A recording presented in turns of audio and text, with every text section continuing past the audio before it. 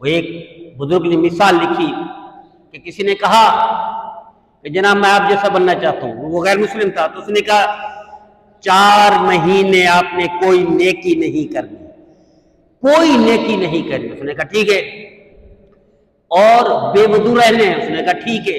ناپاک رہنے ہیں، اس نے کہا ٹھیک ہے۔ اللہ کا نام نہیں لینا، اس نے کہا ٹھیک ہے۔ اپنے نبی کا نام نہیں لینا، اس نے کہا ٹھیک ہے۔ ایسی کی مجلس میں نہیں جانا، اس نے کہا ٹھیک ہے۔